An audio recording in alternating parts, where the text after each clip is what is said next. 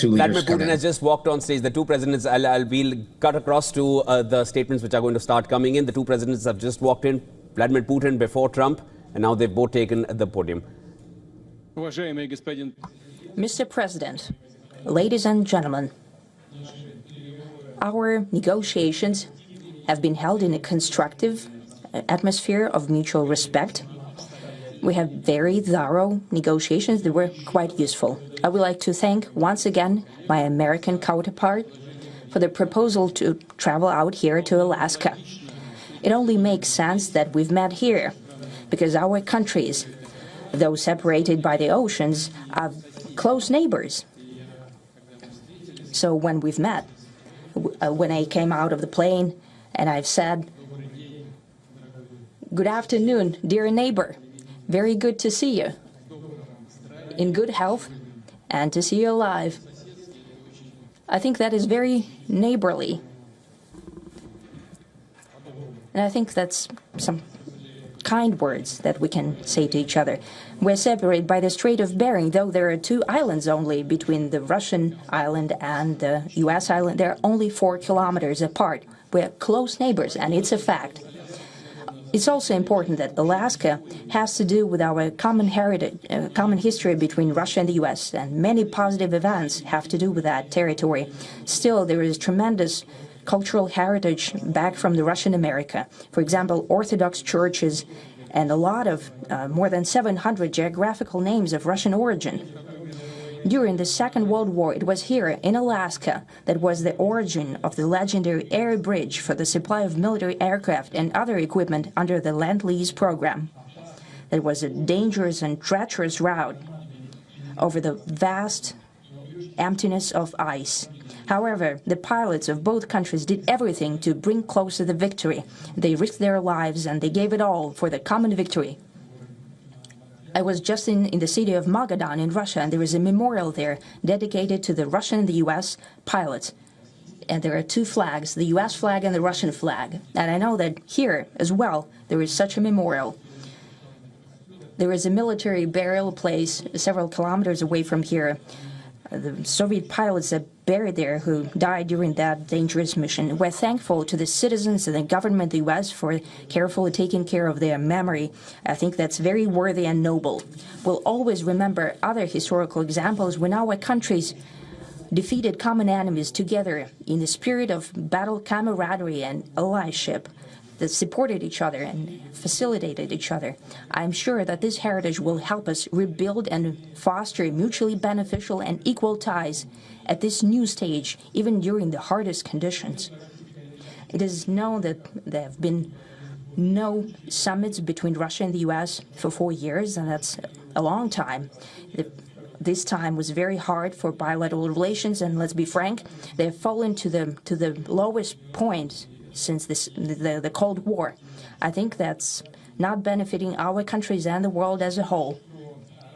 It is apparent that sooner or later we had to amend the situation to move on from the confrontation to dialogue. And in this case, a personal meeting between the heads of state has been long overdue, naturally under the condition of serious and painstaking work, and this work has been done in general.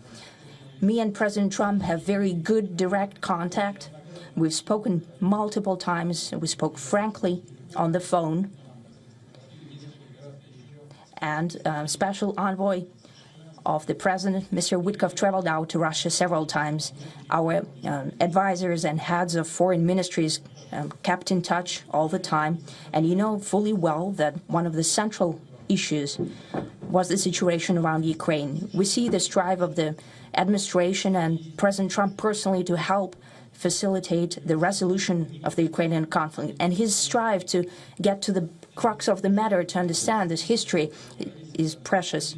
As I've said, the situation in Ukraine has to do with fundamental threats to our security. Moreover, we've always considered the Ukrainian nation, and I've said it multiple times, a brotherly nation, however strange it may sound in these conditions. We have the same roots, and everything that's happening is a tragedy for us and terrible wound. Therefore, the country is sincerely interested in putting an end to it. At the same time, we're convinced that in order to to make the settlement lasting and long-term, we need to eliminate all the primary roots, the primary causes of that conflict. And we've said it multiple times, to consider all legitimate concerns of Russia and to reinstate a just balance of security in Europe and in the world on the whole. And I agree with President Trump, as he has said today, that naturally the security of Ukraine should be ensured as well. Naturally, we are prepared to work on that. I would like to hope that the agreement that we've reached together will help us bring closer that goal and will pave the path towards peace in Ukraine. We expect that Kiev and European capitals will perceive that constructively and that they won't throw a wrench in the works. They will not make any attempts to use some backroom dealings to conduct provocations to torpedo the nascent progress. Incidentally, when the new administration came to power, bilateral trade started to grow. It's still very symbolic. Still, we have a growth of 20%. As I've said, we have a lot of dimensions for joint work. It is clear that the U.S. and Russian investment and business cooperation has tremendous potential. Russia and the U.S. can offer each other so much in trade, digital, high-tech, and in space exploration.